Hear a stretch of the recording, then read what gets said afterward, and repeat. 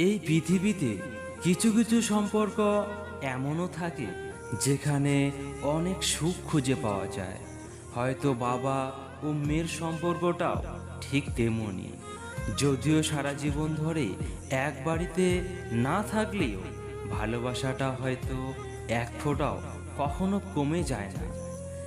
এক বাবা তার ডায়েরিতে লিখেছিল, আমার ছেলে ততক্ষণ অবধি আমার যতক্ষণ না সে তার বউ পেয়ে যায়, আর আমার মেয়ে ততক্ষণ আমার যতক্ষণ না আমার জীবন শেষ হয়ে যায়।